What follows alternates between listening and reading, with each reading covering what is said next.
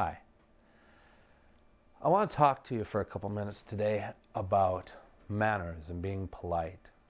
Now, I know, here he goes, you're thinking, I'm not going to tell you how to act. I mean, we're all basically grown-ups here, right?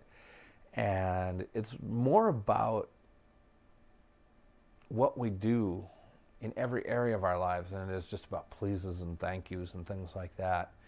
Uh, but I believe in personal freedom. Liberty is important to me because I believe that God created us to be free beings with a free will to make decisions on our own, whether that's to do right or to do wrong. And then it's up to us to work that stuff out. He didn't create us robots that always do the right thing. And sometimes we need to do a self-evaluation and say, ooh, what I did there wasn't maybe so smart and I should change that. Well, here are some practical things that I think you can implement every day. You're out in the streets, you see it just like I do. People are zipping around, cutting across lanes, not using their blinkers. I've seen it, you've seen it. Just use your blinkers. All right? Maybe you have been in the store, like I have, and seen somebody just chewing out a clerk or someone stocking shelves. Really? As Christians, that's how we act? Now, you know as well as I do that there are people that go to church and call themselves Christians and still engage in that kind of behavior. Not cool. Also, if I see another person that is leaning up against the edge of a building, smoking a cigarette, and there's a sign right next to their head that says no smoking. I mean, really? Really?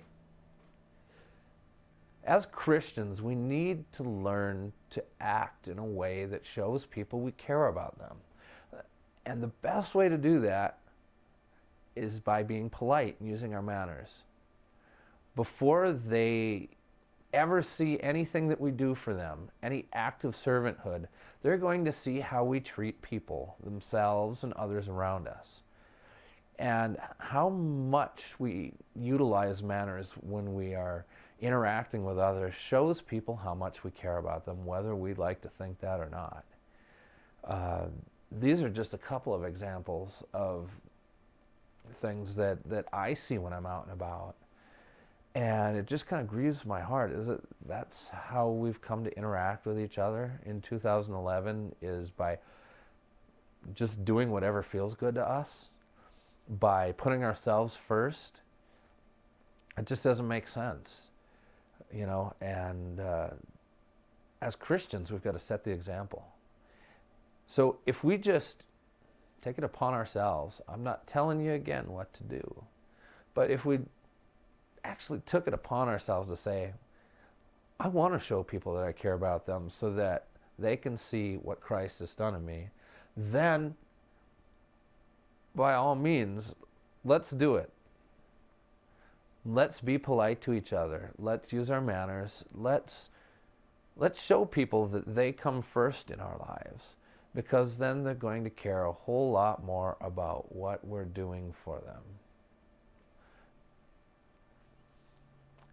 I think that as we go through life, it's so easy to get caught up in the daily things that we have to do.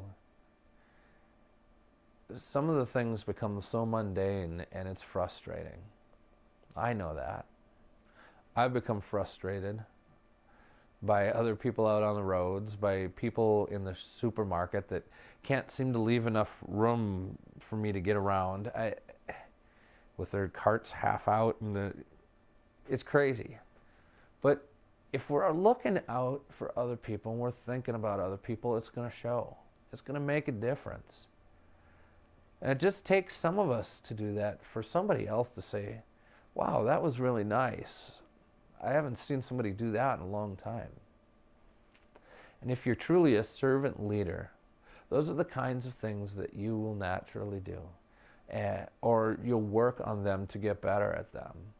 And if you're not, then maybe what you want to do to serve others isn't so much about servant leadership as it is about glorifying yourself. Those are hard words, and it was hard to say them. But